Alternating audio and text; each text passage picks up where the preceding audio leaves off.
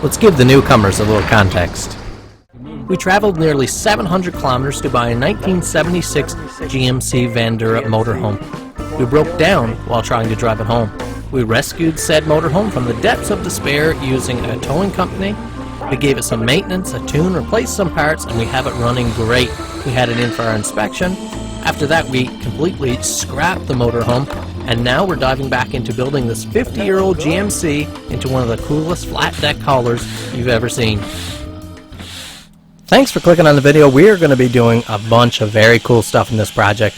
A lot of suspension work here to start off, and then some fab work later in the video. But I just want to let you guys know that Napa Canada has been a sponsor of this project from the beginning. They have supplied a ton of parts, different suspension components and different things we'll need. And they'll be there supporting us along the way. So I wanted to give a huge shout out, tell you to go and support Napa if you have the need for any of their stuff. They've been so helpful, so generous throughout this project so far. Got the lower control arm off now. I'm about to take it up to a local fella here that I believe has a press. I'm hoping he can press out the old one, press in the new ball joint for me. Also got to thank another sponsor of this series, and that is my big brother, who has all the heavy duty stuff. I didn't realize when buying this rig that like all the bolts and stuff are big, like 1 inch and above on this thing, and I don't have anything in that scale. I think the biggest thing I have is a 15/16. I think that's the biggest socket size that I have in anything, and wrench as well. Then you cross into the 1 inch and above, which is heavy duty. I don't have anything, so I got a lot of brother sockets here. There's a big ratchet here now. More stuff probably than he knows that I have. But I'll get it back to you. I'm getting a minute here, a minute there. I took this up to a local guy here. He pressed out the old ball joint, got the new one pressed in. That went fairly smoothly, so that means we can start assembling. I'm going to have to wait probably a couple of weeks for that brake caliper to come in. So I was just talking to my brother there. I'm just going to go ahead and pinch off that line right now, kink off the fluid supply. That way I can put everything back together, just pull the wheel off and replace the caliper when that comes in. Hook up the brake line, then breed the brakes. It'll be pretty easy, but I don't want it sitting like this up on a block for a couple weeks in my driveway like that. So at least that way I can back out of the driveway, move it around, whatever. But we are going to be putting this back together right now. Well, all brand new joints, which is exciting, beautiful. So here's where our lower control arm will mount on. We got some rubber bushings there, oversized holes on the control arm, so we fit in over there, and then it's like a wedge type fit. Okay, now this might be the tricky part right here.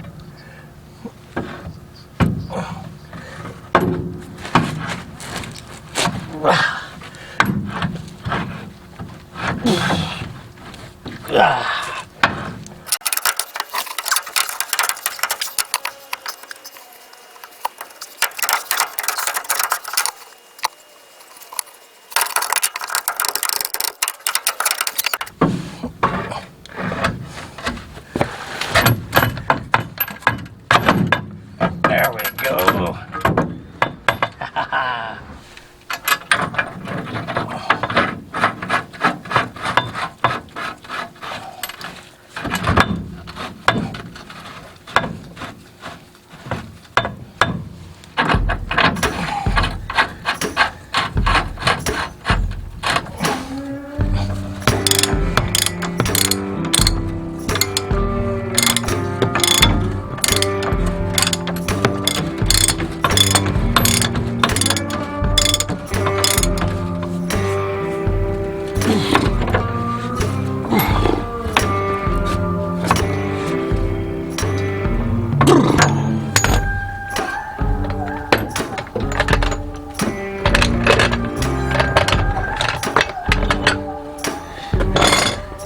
Now I'm hoping I can compress that spring enough to assemble the hub.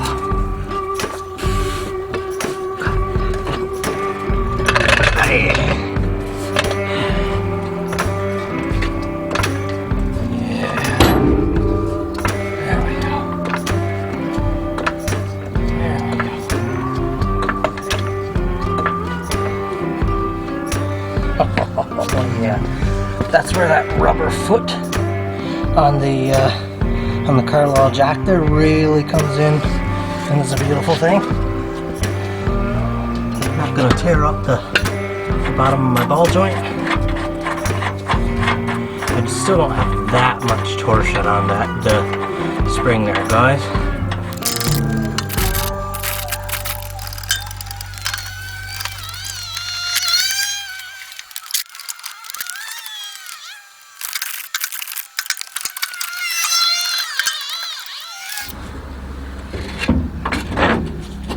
Yeah.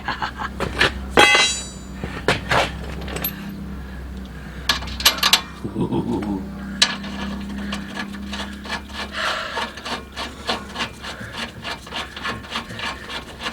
The spring has been captured. You can all breathe now. You can all breathe.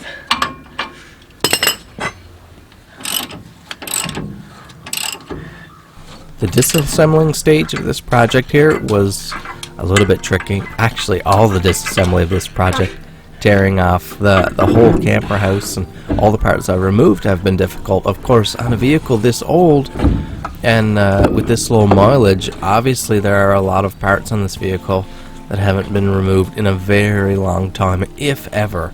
So it's been a struggle, but the reassembly, as you see I'm doing here, everything went back together very smooth. The last component, the only thing we couldn't complete with this project right here today, was our brake caliper, which hasn't arrived yet, so we'll install that a little later. Yeah. Now it's time to check in with our steel stockpile that has been quickly dwindling. We're going to be taking on some fab work today, which is really exciting. I really enjoy this type of work, the cutting, the grinding, and building something completely from scratch. Freedom with this beauty right here. The first cuts of steel to add back to the rig. This is actually a big moment, you know. Everything pretty much to this point in terms of steel and structure and all that, we've been taking away, destroying, cutting off, tearing off. This is the first piece of new steel to be added to the project, so kind of special. What I'm doing here now is starting to fab a roll cage for the back of the cab. Because this was a motorhome with a camper house on the back, of course, once I remove that, there's no back in the cab of this vehicle, so we have to build that. The first step is a steel roll cage, so that's what I'm fabbing up. What I was cutting then was some little pie pieces, some little triangles out of the steel, so I created a gap so I could fold my angle iron inwards like this, and you can see the fit we'll get in just a minute.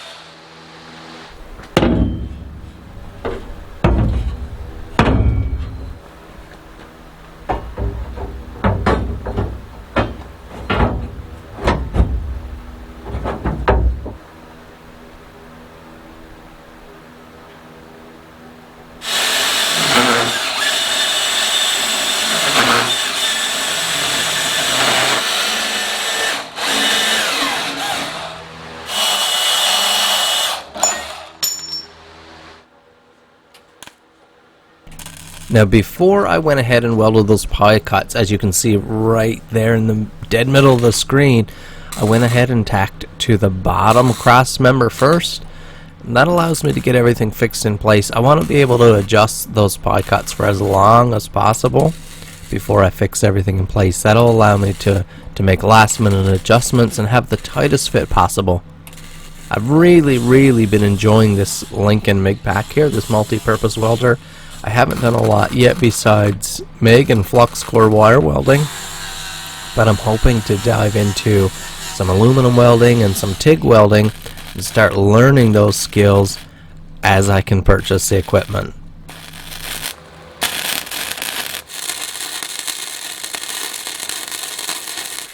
And now that I've done that final fit up, I can finally go to town and lay some welds and really solidify the start to this roll cage. It's really nice here, a really nice change from welding that real light body panels.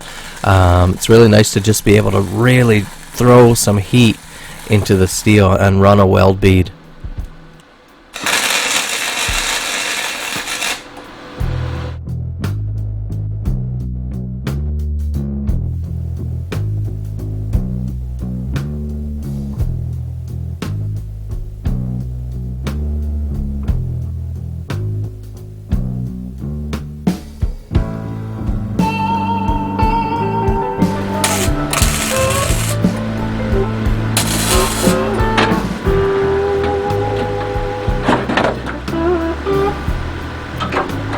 Take notice of the upper corners of the roll cage here. Notice we still haven't tied to the roof. This upright, these two uprights here now for the window, are the first ties that I'm making to that roof panel, which push the roof panel up into place, which was really nice. But take note of those corners, we haven't fixed those yet.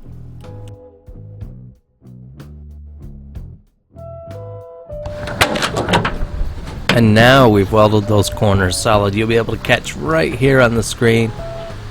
I opened the door here, and what a big difference in opening and closing those doors, how solid the gap feels now. It's just really, really beautiful. This is turning out great. The bulk of this roll cage is in. I still need to do a couple spans in the bottom gap, but we'll take care of that in another video. Thanks so much for watching. Hit the like button, subscribe if it's your first time here, and I hope to see you in the next video.